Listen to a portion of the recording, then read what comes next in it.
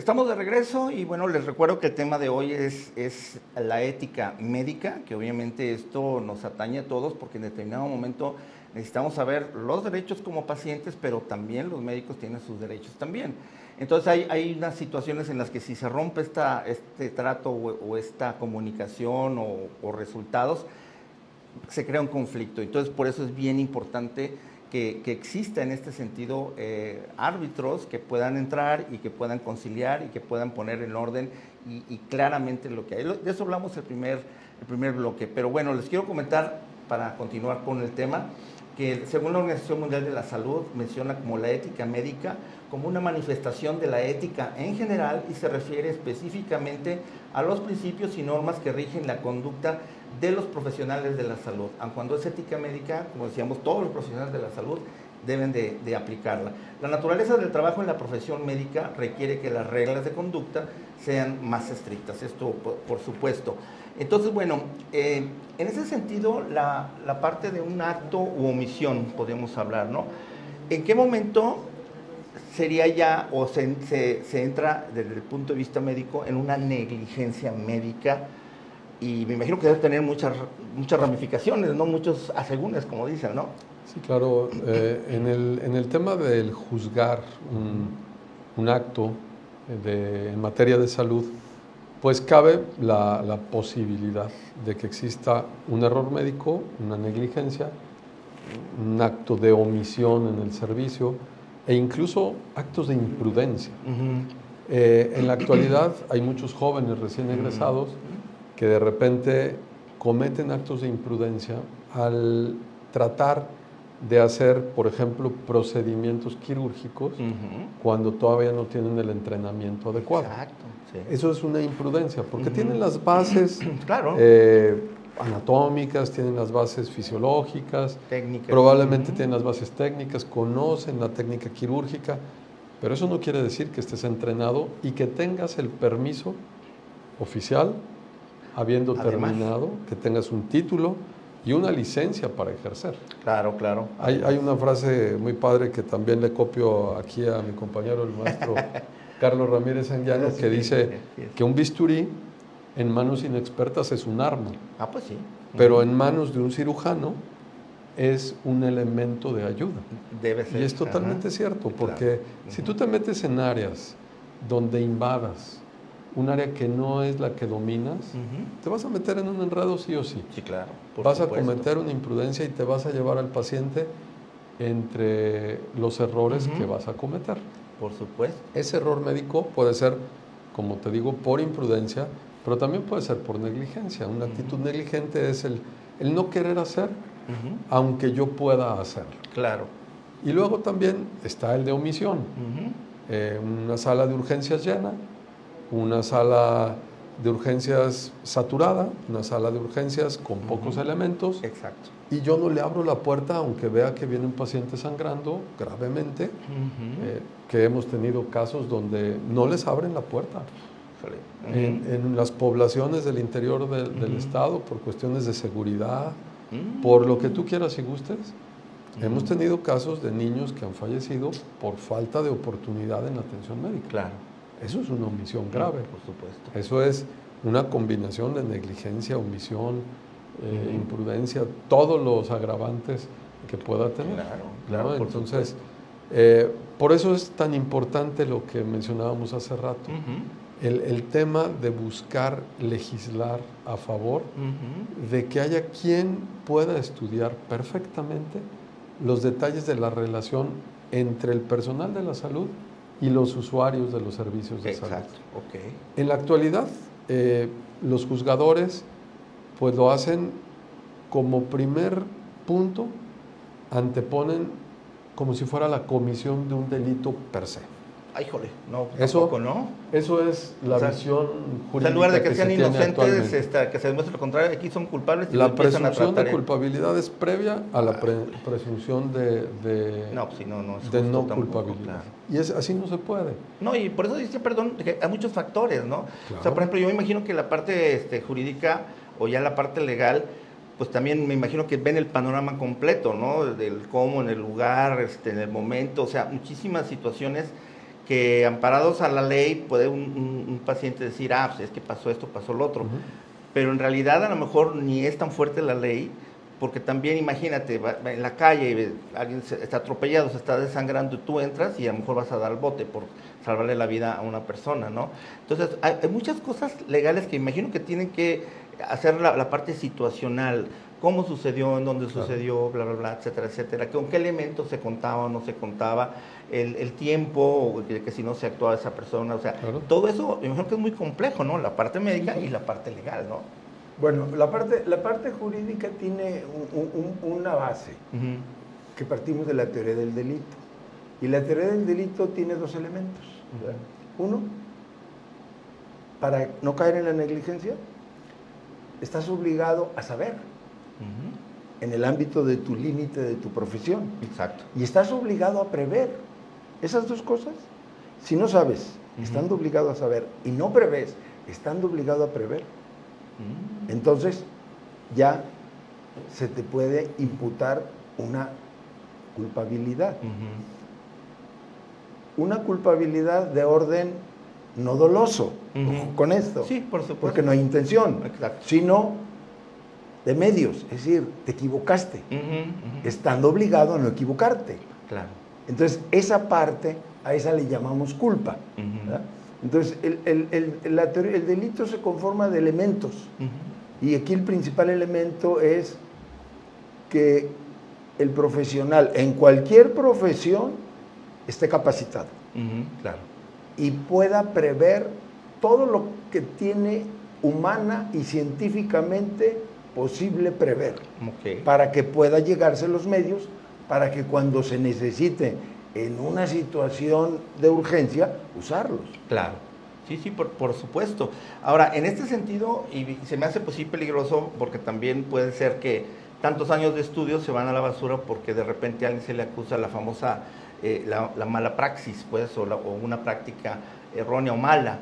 Pero como bien dices, o sea, no es con dolo, no es ese tipo de cosas, y es donde yo decía que hay muchas ramificaciones o muchas afectaciones que pueden ser externas. Simplemente lo que está sucediendo ahorita en el IMSS o sobre todo en las instituciones públicas, no hay lo necesario. Entonces el médico sigue su proceso normal de un paciente, llega a la parte quirúrgica, por ejemplo, y ahí está la disyuntiva. No tengo lo necesario, pero creo que lo puedo sacar adelante en la cirugía. Ahí en este caso, éticamente o humanamente, ¿qué procedería? Bueno, siempre lo que es prioritario es el beneficio que le aportes al paciente. Ok. Y si hay cierta protección, perdón, en ese sentido. El no tener los elementos no te exculpa a ti, profesional de la salud, de no hacer algo por ese paciente. Ok. A ver, yo tengo mi paciente en urgencias, sé que ese paciente tiene un trauma de cráneo grave, está evolucionando un hematoma, pero no tengo los medios. Bueno, yo me tengo que asegurar, porque soy el responsable primario de ese paciente, de lograr un tránsito lo más pronto posible a un hospital que sea resolutivo. Ok. Ese es el gran problema de nuestro estado en la medicina de las urgencias. Exacto. La referenciación de pacientes entre hospitales públicos resolutivos. Porque luego resulta que la infraestructura sanitaria del estado, pues sí tiene muchos hospitales muy bonitos, tiene hospitales privados muy padres, pero es una mínima proporción de la población la que puede acceder a ellos. Sí, por supuesto. Ya sea por seguros de gastos médicos, ya sea por el trabajo, ya sea por lo que sea. O porque tiene los medios suficientes para pagar. Exactamente. La inmensa mayoría tenemos que recurrir a la medicina pública. Y los hospitales públicos están saturados. Así es. Entonces, un paciente con un trauma de cráneo grave que queda en la Cruz Verde de Tlajomulco, pues se va a tardar 6, 8, 10 horas en ser recibido por un hospital resolutivo. Claro. Y eso, cada segundo que cuenta, cada segundo que va evolucionando el hematoma, provoca un problema. Sí, por supuesto. Ese es el gran conflicto que tienen los médicos, porque luego hay quejas o hay denuncias contra el que lo atendió en urgencias. Pero ¿qué pasó después? ¿Qué medios había? ¿Qué circunstancias rodearon al no poder trasladar al paciente? ¿Qué circunstancias rodearon en el mismo tránsito? No hay un helicóptero que esté disponible para mover a todos. Hay 2 o 3 helicópteros en todo el estado para ese tipo de cosas. Y entonces pues el tránsito por carretera, si te vienes por López Mateos a las 5 de la tarde, pues te vas a tardar 3 horas en llegar al centro de Guadalajara. Híjole, sí, ¿no? es cierto, no, definitivamente. Aunque lo regules rápido, hay circunstancias también Claro, que van demeritando la atención de los pacientes. exactamente. Ojalá tuviéramos un sistema de salud ideal que implica miles de millones de pesos Exacto. para tener hospitales de trauma referenciados En cada parte. en cada sector de las entradas de Guadalajara, otros céntricos, que pudieras tener al paciente en menos de 30 minutos referenciado de urgencias al centro de trauma. Que te voy a ser franco, o sea, es otra de mi desesperación de ver, por ejemplo, cómo la salud poco a poco empieza a bajar de prioridad en los gobiernos, ¿no? Cuando vino la pandemia todo era salud, todo estaba adecuado, las ambulancias, etcétera, se tomaron medidas y todo este rollo. Fue algo que detuvo al mundo, un virus, un problema de muerte, no había vacunas, se fueron 700,000 personas, que no deberían probablemente haber muerto. En este caso, ahorita lo que se me hace aberrante es que, por ejemplo, aquí hablando de Jalisco y de otros estados, que están invirtiendo en obras que no tienen nada que ver con la salud. O sea, sí es importante, pero, por ejemplo, muchos dicen que es más importante la educación. Yo quiero ver maestros o alumnos enfermos que vayan a clases. Primero está la salud. Entonces, yo creo que ese punto también es importante, como picarle las costillas al gobierno y decir, oye, pues, digo, invierte en algo bueno, ¿no? Entonces, yo ahorita critiqué con todo el respeto, como dice, ¿no? Pero todo el mundo ahí va, al doctor Peters en uno de los programas decía, a ver, se pone a hacer las secretarías de salud, ese último que hicieron así que era así como no sé, no emprendedores, como fue el nombre, un festival que acaban de hacer hace poquito, no me acuerdo el nombre ahorita, y se gastaron una millonada, ¿no? Y a lo mejor con una rascadita que le hubieran dado, a lo mejor tendrían equipada una excelente unidad de traumatología y ortopedia a la entrada de Tlajomulco, por ejemplo, lo que dice, la entrada de cada sitio carretero, por ejemplo, y que esté pero plenamente equipada.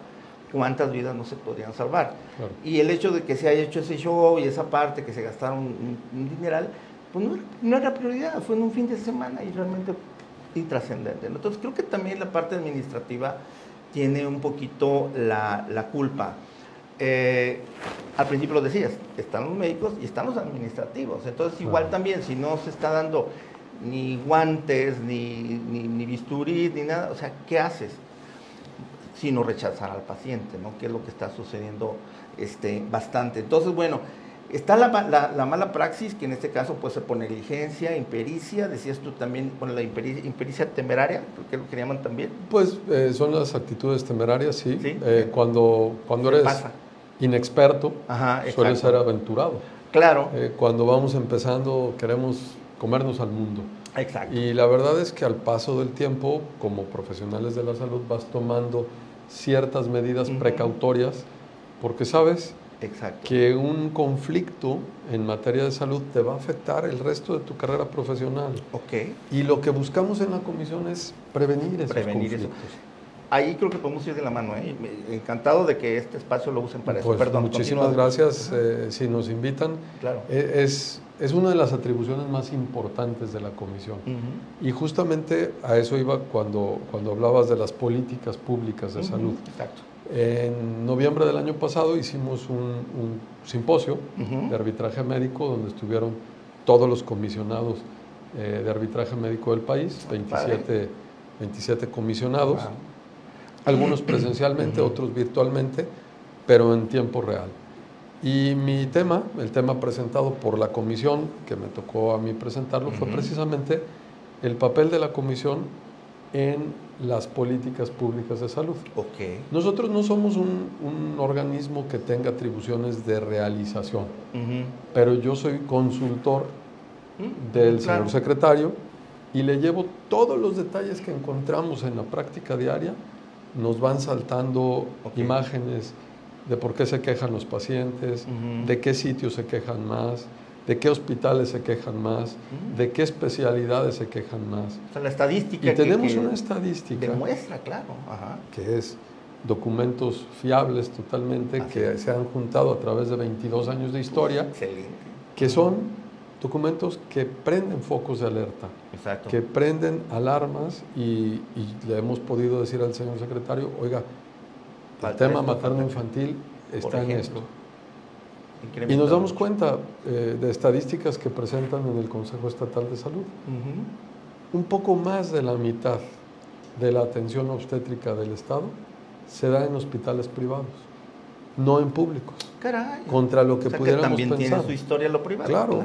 Wow. Y el papel que están jugando los hospitales privados en la protección de la salud de la población, pues también es muy importante. No se puede dejar de ver ese detalle. Sí, por supuesto. Estaba yo viendo, hay un punto y lo dejé pendiente deliberadamente, dice el actuar con dolo, en esa mala praxis, ¿no? Dolo, que sería acción o omisión con el propósito de causar daño. ¿Hasta qué punto es, por ejemplo, algo que yo he detectado y sigo viendo y creo que se puede hacer mucho con lo que estamos haciendo, y es el que el médico se ha mercantilizado demasiado? Por ejemplo, yo me acuerdo que hace muchos años, en una hora, un médico citaba 2 pacientes, por ejemplo, por el tiempo del expediente, de verificar su, no sé, presión arterial, etcétera, ¿no? Ahorita los tienen citados cada 15 minutos. Y a veces todavía ni terminan los 15 minutos y ya la recepcionista le dice, oiga, doctor, ya llegó el otro paciente. Entonces viene el acelere, ¿no? O sea, no voy a dejar perder otra consulta. Entonces lo sacan. A ver, entonces, ¿le quedó claro? Pues sí, si no le quedó claro, ya váyase porque ya está mi otro paciente. Hay muchas situaciones que ahorita regresando del corte lo comentamos, pero sí se los quiero más o menos dejar. Y es que la enfermedad renal absorbe el 70% del presupuesto federal en salud, por ejemplo, ¿no?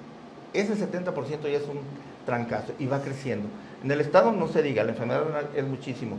Y yo lo que le digo, a ver, la causa es hipertensión, la causa es diabetes. Y le he preguntado a especialistas, internistas y todo, si le toman la presión al paciente que va.